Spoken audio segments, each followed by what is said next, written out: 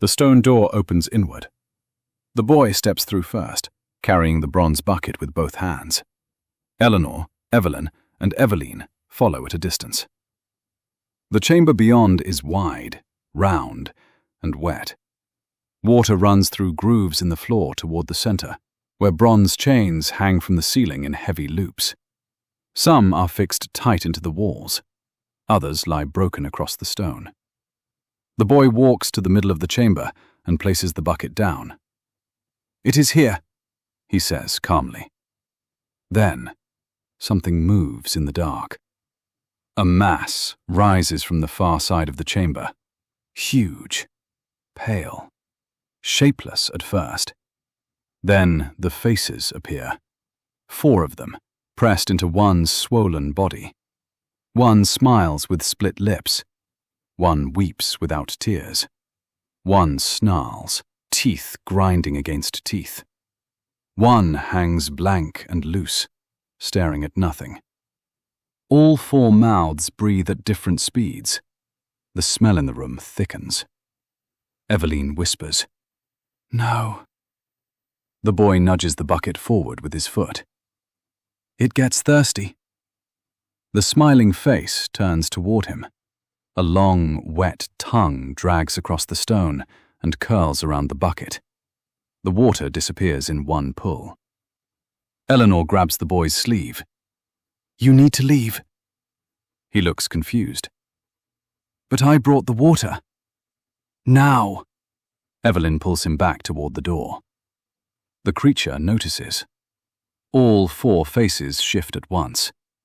The chains snap tight as the body surges forward. Evelyn screams and throws herself aside as a pale limb slams into the floor where she stood. Eleanor raises both hands. Water rushes from the floor grooves, twisting upward into a barrier. The blob hits it. The water bursts apart. Eleanor staggers. Evelyn catches her. "It is too strong." Eleanor hears the fear in Evelyn's voice. Real fear. That makes her move again. She reaches for the part of herself that answered with water, with roots, with wings, with the small, hungry thing beneath the church floor. Nature is not always gentle. Sometimes it survives by becoming frightening. Eleanor drops to one knee. Her fingers press into the wet stone. Her breath shakes. Then her body changes. Bones shift. Hands split. Her shape grows dark and low, limbs stretching outward until a giant spider crouches where Eleanor had been. Evelyn stares. Evelyn steps back, horrified and amazed at once. The spider lunges. Eleanor strikes the blob's side, fangs sinking into pale flesh. All 4 faces scream. For one heartbeat, it works. Then, the blank face turns toward her. The blob's body folds around the spider and slams her into the floor. Eleanor skids across the stone, legs scraping sparks from bronze chains. Evelyn grabs a broken chain and swings it hard into the snarling face. The chain sinks into the flesh. The creature does not fall. It laughs with the smiling mouth.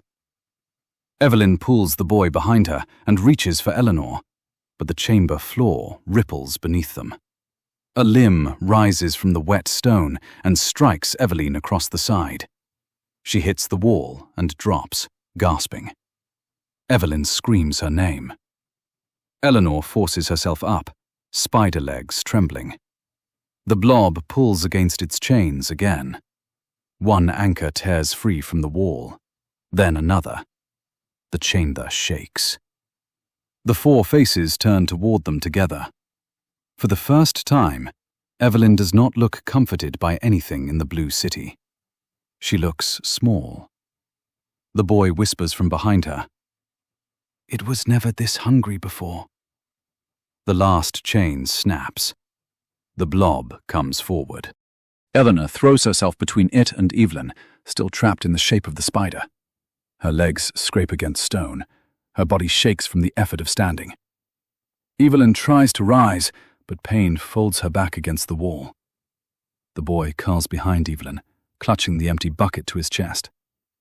The blob drags itself closer, 4 faces breathing, crying, smiling, starving. Evelyn reaches toward it with one trembling hand. Stop. The word is small. The creature does not obey. It surges. Then every blue butterfly in the chamber freezes. The humming cuts out. Silence drops so suddenly that Eleanor hears the water dripping from the ceiling. 1 drop, then another. The blob stops inches from her. All 4 faces turn toward the doorway. Blue butterflies spill through the cracks in the stone like living smoke. They gather in the air. Shadow folds between them. A tall figure becomes visible in the chamber entrance. Eleanor sees the hidden face, the calm posture, the butterflies circling him like worship. Her mind flashes back to the statue above, the bowed heads, the old man's reverent voice. The great reliever. Her breath catches. Not a statue, not a story. Him. Evelyn drops to her knees. The boy does the same. Eleanor, still in spider form, cannot kneel, but every instinct in her body tells her to lower herself. The blob recoils. For the first time, the 4 faces show the same expression. Fear. The great reliever steps into the chamber. No hurry, no weapon, no raised voice. The smiling face shrieks at him. The weeping face sobs harder. The snarling face bites at the air. The blank face finally wakes. The great reliever lifts 1 hand. Enough. The blob slams into the floor. Not struck. Commanded. The impact cracks the stone beneath it. Evelyn stares, breath caught in her throat. Evelyn whispers, "Please." The great reliever does not look at her. His attention remains on the creature. You were fed. You were kept. You were quiet. The blob trembles. One of its faces dropped against the floor. The great reliever closes his fingers. The bronze chains rise from the stone like snakes. Broken links repair themselves in mid-air. 1 chain wraps around the blob's limb, then another, then another. The creature screams with 4 mouths, but the sound has no strength left in it. Eleanor watches, horrified. They could not hurt this thing. He is folding it back into place with a gesture. The chains drag the blob toward the center of the chamber. The boy stands and hurries forward with the empty bucket. Eleanor reaches for him, but Evelyn catches her arm. Do not. The boy places the bucket near the chained creature and backs away. The great reliever lowers his hand. The blob curls inward, shaking. Small now. Not in size, in power. The great reliever finally turns toward them. His hidden face rests first on Evelyn, wounded against the wall. Then Eleanor. Then Evelyn. The chamber seems colder under his attention. You should not have come here. Evelyn bows her head. I'm sorry. Eleanor's spider body shifts painfully. Bones pull back. Limbs fold inward. The transformation leaves her kneeling on the wet stone, breathless and shaking. She looks up at him. You keep that thing here. The great reliever answers gently. We keep many things from hurting the city. Evelyn coughs from the floor. That thing is part of the city. The butterflies around him stir. For the first time, the softness in his voice thins. All things have a place. Eleanor reaches for Evelyn's hand. Evelyn does not move. Her eyes are fixed on the great reliever, wide with devotion and fear. He looks at her now, only her. You brought them here. Evelyn's lips part. I did not mean to. But you did. The chamber tightens around the words. Eleanor feels Evelyn's hand go cold in hers. The Great Reliever raises one finger. The butterflies turn toward Evelyn. Eleanor steps in front of her. No. The Great Reliever's hidden face shifts toward Eleanor. A pause. Then his voice becomes almost kind. This is not for you. The butterflies pass around Eleanor like water around stone. They gather over Evelyn's chest. Evelyn gasps, and somewhere inside her, something begins to tear loose. Evelyn screams. Not loudly. That is what makes it worse. The sound breaks out of her like something small being torn from somewhere deep. Blue butterflies press against her chest, her throat, her temples. Eleanor grabs her. Stop it! The Great Reliever does not move. Evelyn's eyes go wide. For the first time since Eleanor met her, there is nothing distant in them. No borrowed calm, no hidden listening. Only panic. It is quiet, Evelyn whispers. Her hands claw at Eleanor's sleeves. Why is it quiet? Eleanor pulls her close. The butterflies lift away from Evelyn and return to the Great Reliever. Evelyn collapses against Eleanor, shaking hard. The Great Reliever speaks gently. You chose against the comfort given to you. Evelyn sobs once. I did not choose. No, he says. That is why it hurts. Evelyn forces herself to stand, one hand pressed against her side. We need to leave. Eleanor nods. She keeps one arm around Evelyn and reaches for the boy. Come with us. The boy looks toward the Great Reliever, then toward the chained thing in the center of the chamber. I have to bring water. Eleanor's face tightens. You are a child. The boy answers softly. I know. He picks up the empty bucket and steps back toward the chamber wall. Eleanor cannot save him. Not now. That truth lands like a stone in her stomach. A door in the far wall opens with a low scrape, not an invitation, a dismissal. Evelyn moves first, limping but stubborn. Eleanor helps Evelyn after her. Behind them, the blob curls under its chains and breathes through 4 broken faces. The boy kneels beside the bucket. The Great Reliever stands over it all, calm as prayer. They run. The tunnel beyond twists upward. Evelyn can barely keep her feet. Eleanor half carries her, refusing to let go. Evelyn keeps moving through pain, teeth clenched. Ahead, blue light flickers. Then Shade appears from a side passage, cloak torn, face pale. He looks once behind him, as if expecting the dark to follow. Then he sees Evelyn. What happened? Eleanor's answer is sharp. He took something from her. Shade's face changes. He understands enough. Then we move. Evelyn looks behind him. Where are the others? Shade hesitates, only for a breath. Torturial and Rita are not coming. Eleanor stares at him. What do you mean? Shade's central eye tightens. I mean we leave before whatever has them decides it wants us too. Evelyn makes a small, broken sound against Eleanor's shoulder.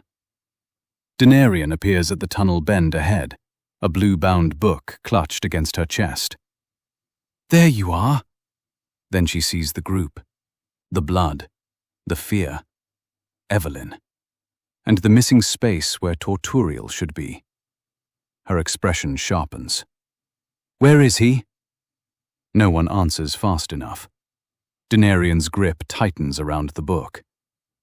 Shade speaks quietly. Not with us anymore. The words hit harder than he means them to. Denarian looks back into the tunnel. For a second, it seems like she might go after him. Then the humming rises behind them. Closer. Warning. Denarian turns away first. Her voice is thin but controlled. Side passage. Now. No one argues. Together, Eleanor, Evelyn, Shade, and Denarian run. Behind them, deep beneath the church, the humming starts again. This time, it does not call. It closes. They run until the tunnel spits them into the blue night. Denarian pushes the group into a narrow alley beside the church, one hand gripping the stolen blue-bound book. Evelyn collapses first. Her knees hit the stone. Blood slips between her fingers. Eleanor drops beside her. "No, stay with me!" Then Eleanor remembers the potion. Mary's potion. The one Torturial helped pay for. She uncorks it with shaking hands and lifts it to Evelyn's lips. "Drink." Evelyn swallows weakly. For one terrible second, nothing happens. Then the magic takes hold. Color returns to her face. The wound beneath her hand closes. Her breathing turns rough, then real. Evelyn coughs and grips Eleanor's hand. "I was having a very bad day." Eleanor laughs once, almost crying. "You still are." Nearby, Evelyn shakes in silence, held upright by the wall. Eleanor reaches for her, too. Evelyn takes her other hand. So Eleanor stands between Evelyn and Evelyn, who, for reasons nobody has time to discuss, have nearly the same name. One wounded in body, one wounded somewhere deeper. Eleanor pulls them both forward. "Then listen to me. We are leaving." They move through the blue streets as fast as they can. Shade leads from the front, cloak torn and face pale. Denarian stays close behind him. Eleanor holds both Evelyns by the hand and refuses to let either fall. The city does not chase them. Bronze lanterns glow. Blue butterflies rise from rooftops and signs, following silently through the air. Evelyn sees them and begins to cry again. "They are still there." Eleanor holds her hand tighter. "But not inside you." Evelyn looks at her, and that seems to hurt more than comfort. They pass in Gracia. For one heartbeat, the tavern door stands open. Endor is there, tall, still, and silent beneath the warm blue light. His eyes find Evelyn. Evelyn sees him too. Her steps falter. No words pass between father and daughter. But something does. Loss. Recognition. Disappointment. Maybe love, buried too deep beneath all the blue. Endor does not stop them. He only watches as Eleanor pulls Evelyn away. Evelyn looks between them, still pale but alive. "Wait." Her voice is weak, but trying. "Evelyn?" Evelyn blinks through tears. "Yes?" Evelyn points at herself with a tired little motion. "Evelyn." For one fragile second, the horror loosens its grip. Eleanor looks between them. "That is going to be confusing." Evelyn breathes out something close to a laugh. "We need nicknames." Evelyn's mouth trembles. Then the corner of it lifts. "Later." Eleanor squeezes both their hands. "Later, then." At the central path between the two halves of Sanguine, the group stops. Behind them, the blue city waits with open doors, warm lights, and gentle faces. Ahead, silver and gold towers rise in perfect silence. The church is hidden beyond the rooftops, but its humming still seems to live beneath the stone. Torturial is there somewhere. Reader, too. There is no time left to bleed from it. Denarian's voice comes thin and controlled. "We cross." Shade looks toward the silver side. "I doubt it is safer." "Safer is not the point," Denarian says. "Different is." That is enough. They cross. No butterflies follow. The air cools. The sound of the blue city falls away behind them, cut clean at the border. Silver streets stretch ahead beneath pale lights. Golden lines trace the buildings in perfect patterns. Every surface looks cared for by hands that never leave fingerprints. It is beautiful and empty in a way the blue city never was. Evelyn leans against Eleanor. Denarian opens the stolen book under the silver light. Shade watches the perfect streets ahead. Evelyn breathes carefully, alive because of the potion. Evelyn leans against Eleanor, hollowed by silence. And across the divide, the blue city keeps its lost ones. Torturial, Reader, the Flutter. The night ends with the group alive, not safe, not whole, alive. End of Episode 8. Cast Out.